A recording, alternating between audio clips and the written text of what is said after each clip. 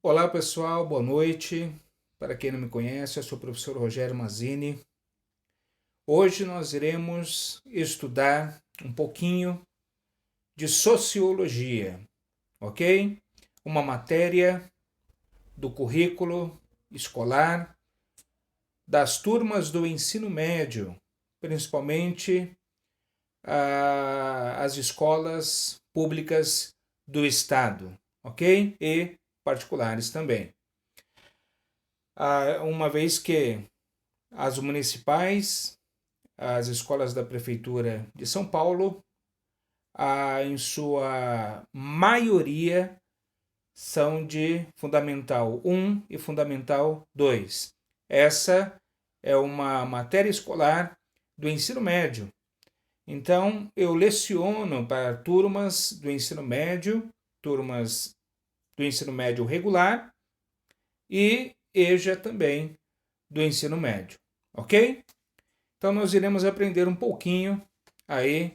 Esse é um assunto que envolve aí um dos bimestres para turmas do ensino médio.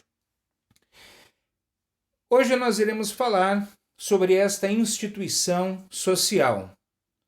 No conteúdo do ensino médio, estuda uma série de instituições sociais. Essa instituição social pode ser a família, pode ser a religião, pode ser o Estado, pode ser a escola e assim por diante. É uma série de instituições sociais. E, no meu ponto de vista, esta instituição social foi a primeira a existir na história da humanidade, né? Uma vez em que as pessoas elas começaram a existir, as relações sociais passaram a existir e a partir daí as pessoas, através da progressão, as famílias foram surgindo, os membros das famílias foram surgindo. Por isso, na minha concepção, primeiro, evidente, a primeira das instituições sociais. Dentro das famílias existe a família monogâmica, monos, do grego, único, somente, e poligâmica, esse polis significa vários, muito, ok? Qual seria a diferença? A pessoa monogâmica, a família monogâmica é o casamento com uma única pessoa, com um único cônjuge, e a poligâmica com mais de dois cônjuges, ok? Dois ou mais seria a poligâmica. Aqui eu coloquei esse modelinho, uma mulher com dois ou mais homens. A sociologia dá o nome de poliandria. Andria vem de andrós ou aner, do grego, que é o homem, o macho, tá?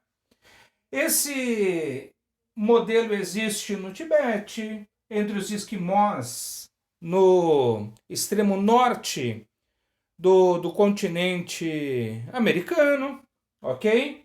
Então, uma mulher com dois ou mais homens. E um homem com várias mulheres seria a poliginia. Ginia vem de Guiné. Guiné do grego é exatamente mulher, ok? E esse poli aqui vem de polis, tá? Existe uma pequena diferença em grego. Polis é cidade, polis é muito ou vários. Só uma questão de mudar o acento agudo de lugar, na primeira ou na segunda sílaba, ok? Neste caso, a poliginia seria o homem com várias mulheres.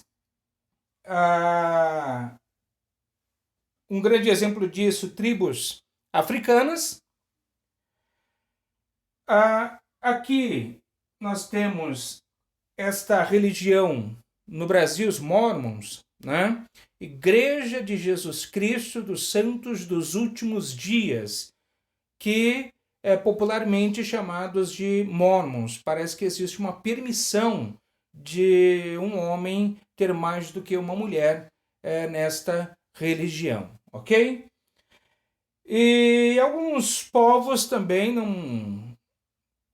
não poderia generalizar, mas alguns povos muçulmanos, tá? Professor, o que é muçulmano? É exatamente os povos que são adeptos do islamismo, tá? Se você chamar um adepto do islamismo de muçulmano, está correto. Perfeito? Ok. As formas de casamento. A endogamia, veja bem, esse aí é que vem, né? Toda a questão da herança grega também na nossa cultura brasileira, né? Uma vez que várias palavras técnicas são de etimologia da língua grega e não do latim, que é a nossa língua mãe. Interessante isso, né?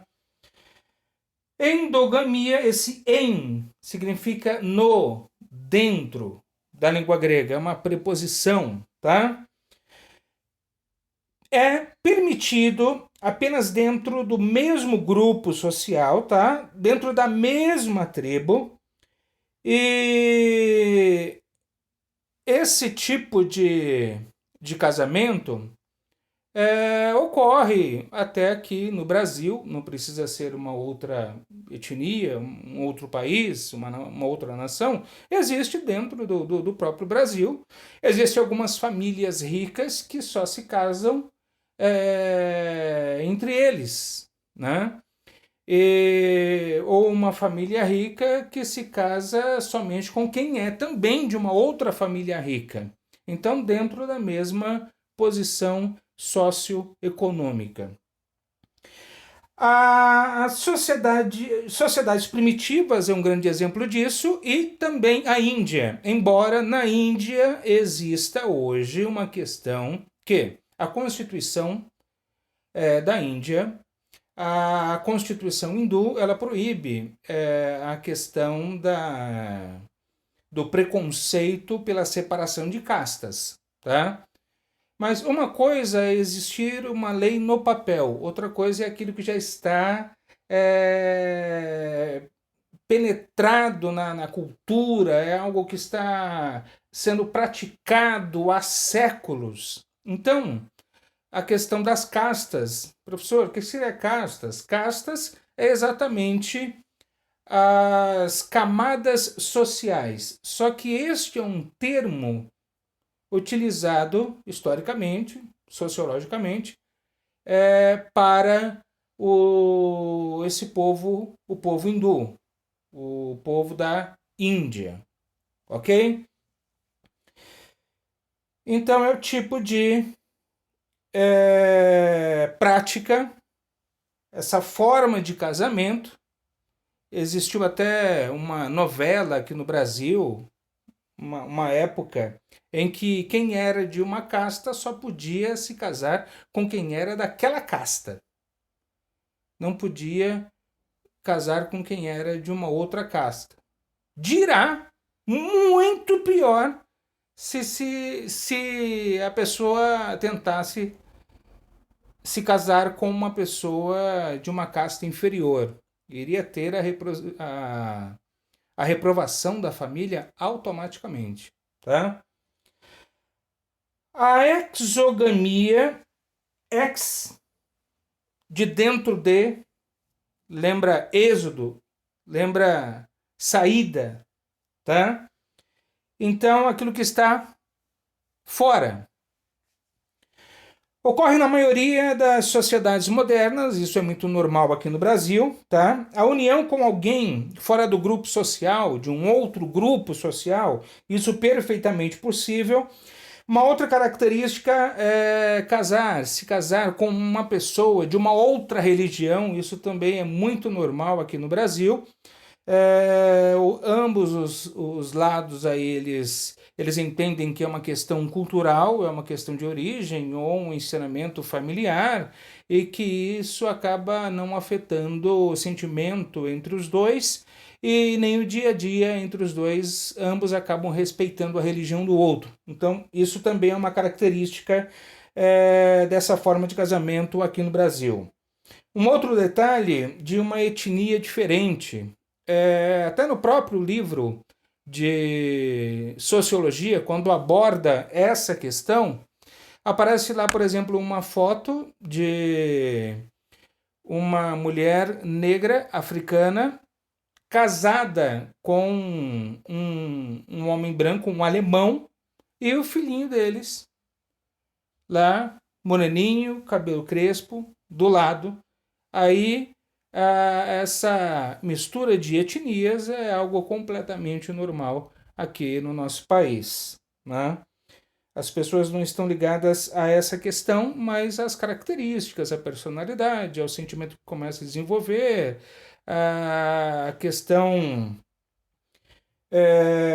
do gostar, do se conquistar, e não estão preocupados com esta questão de origem, de etnia, né? Não é uma das grandes preocupações do brasileiro. Um outro detalhe é a classe social. A classe social ainda existe muito preconceito com relação a isso, principalmente quando no que diz respeito a pessoas famosas, né? E que estão na mídia. Se ela acaba se casando com uma pessoa pobre, isso vira notícia. Então ainda existe um preconceito com relação à questão socioeconômica desses casamentos. Mas também perfeitamente normal isso ocorrer no Brasil. E um outro detalhe é que a maioria desta forma de casamento é tradicionalmente ambos, né? E tradicionalmente heterossexuais, ok? Como eu faço sempre, devido ao meu espaço aqui no meu humilde escritório, não teria como utilizarmos uma lousa grande, uma lousa muito maior que essa, embora seria muito importante que tivéssemos mais espaço. Mas aqui já ficou mais visível. Vamos lá. Nem todos são iguais. Família conjugal ou nuclear, esta é aquela que nós conhecemos desde o tempo dos nossos tataravós, bisavós, avós, né?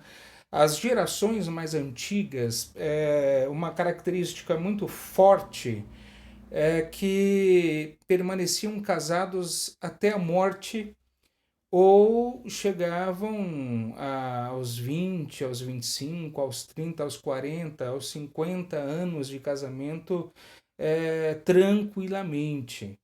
Daí a sociedade começa a ter uma série de mudanças, as novas gerações que foram surgindo, né? E os princípios começam a ser alterados, começam a se modificar, a questão de objetivos de moralidade, modelos e filosofias de vida, uma série de outros fatores, como o econômico e o social, é, os nossos bisavós e gerações anteriores, principalmente no Brasil, sempre tinham aquela ideia do homem, que ele é o cabeça, ele é o provedor, a mulher fica em casa para cuidar dos filhos. Então isso amarrava muito mais o casamento do que nos dias atuais. Hoje não, desde a segunda metade do século XX que a mulher vem conquistando seu espaço,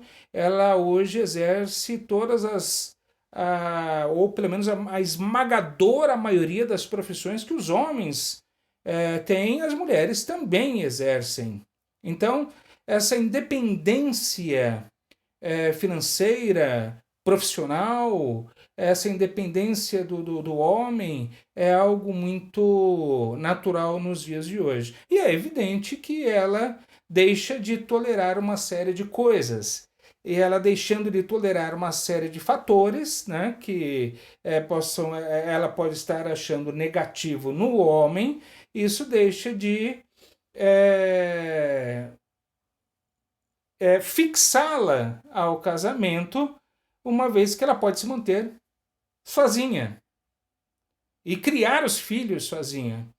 Então, daí as separações elas surgem com mais facilidade e daí nem sempre os casamentos chegam a completar seus 15, 20, 30, 40 anos de existência. Então, mais isso, por que eu estou falando isso? Porque a sociologia ela estuda todos esses fenômenos que envolvem esta instituição social, a família, ok? Vamos lá. Então, essa é a conjugal, a nuclear, que eu já expliquei, a mulher, os filhos, o marido, a mulher e os filhos, né? Existe também a família consanguínea ou extensa, quando vem outros parentes morar, fazer parte do dia a dia, às vezes a sogra, genro, nora, netos, é, primos, sobrinhos. Isso é muito normal quando parte da família mora em outra região do Brasil, né?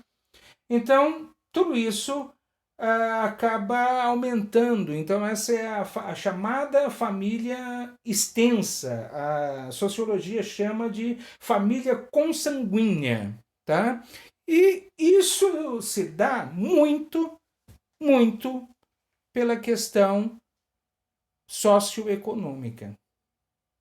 Tá? Porque, é claro, se o genro e a filha, ou o filho e a nora, pudesse comprar uma casa e sair debaixo das asas dos pais, iriam fazer.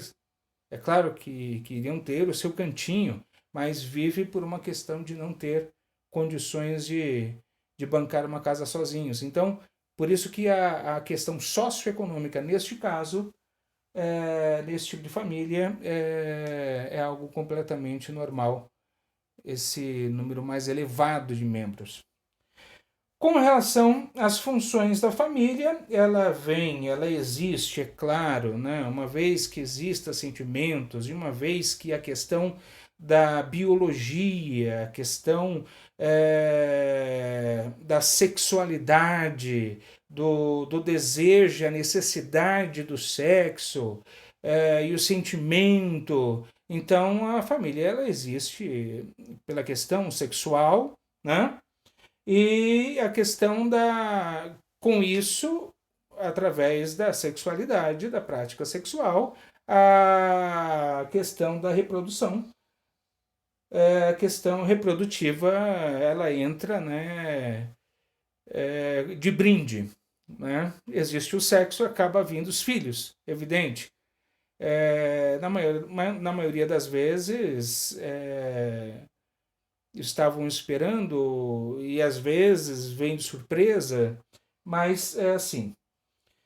Uma outra função, a questão econômica, que eu já falei, a dependência do outro cônjuge com relação à questão financeira.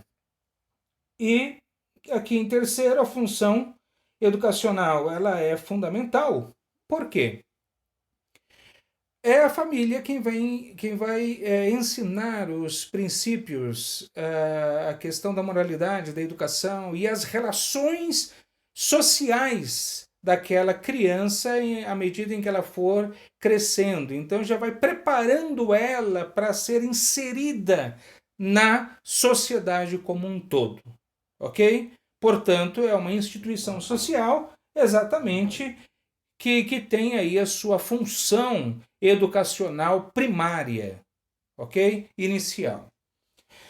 Aqui, tanto sociólogos, antropólogos, que eles estudam muito essa questão da mistura e aí surge o povo brasileiro, né? Essa mistura linda, essa questão da miscigenação cultural e étnica brasileira é algo realmente fundamental e é o que mantém as características brilhantes do que só o brasileiro tem, né? A miscigenação do povo brasileiro, até o Darcy Ribeiro, ele estuda isso em uma das suas maiores obras, tá? O povo brasileiro, inclusive. O mulato ele é mestiço do negro com o branco.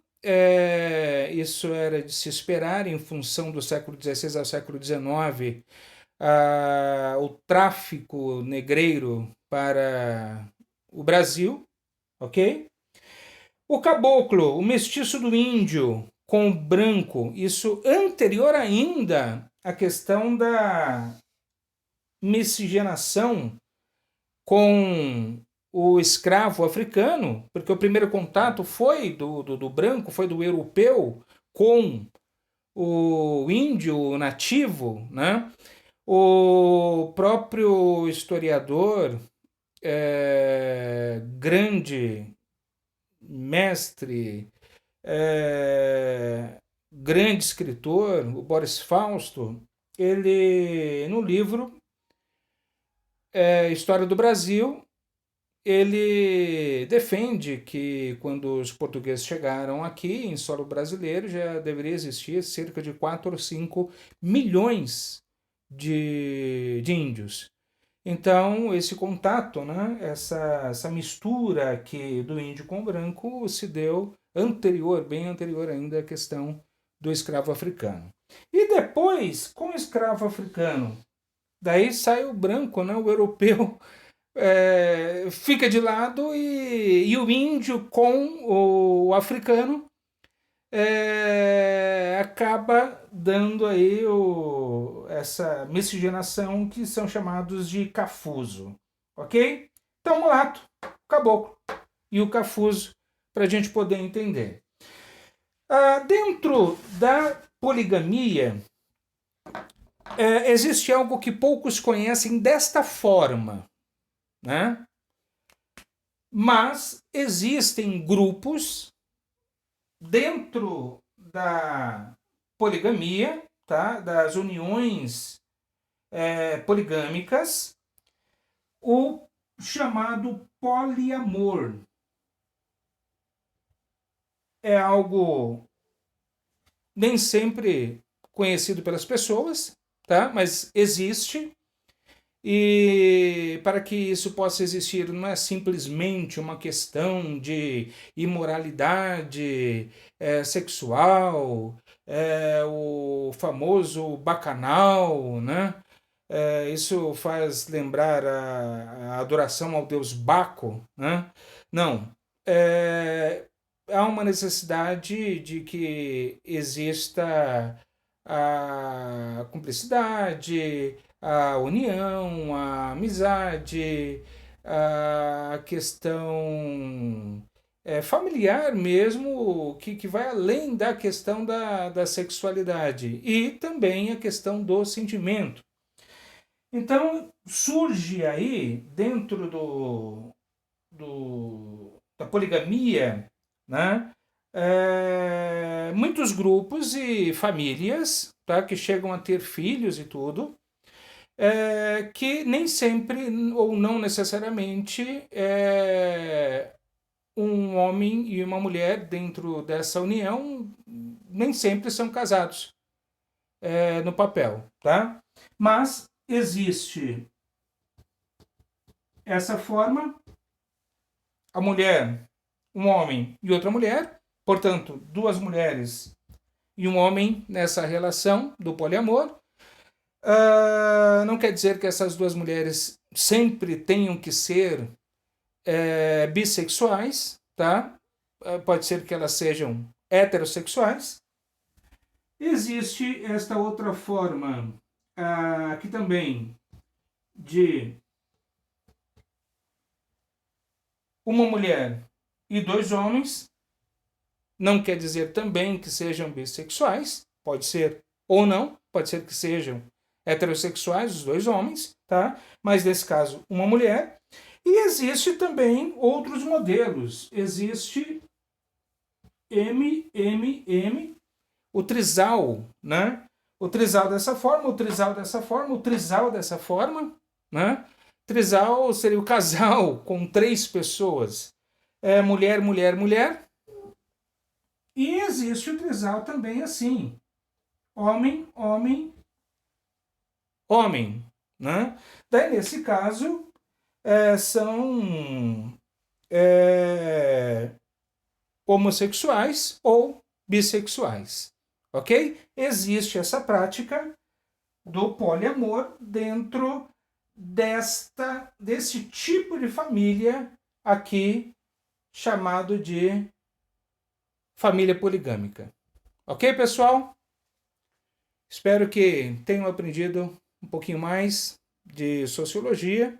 Hoje falamos sobre esta instituição social chamada família, os seus vários tipos, né?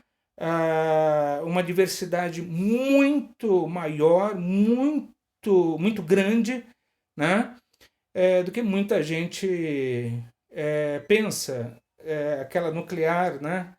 Tradicional, ela existiu como padrão e como maioria um dia. Hoje ela já está bem, a sociedade com todos os seus desafios e modificações, ela trouxe aí outros formatos de família para a nossa sociedade, ok? Um beijo, um abraço e até o próximo vídeo, se Deus quiser.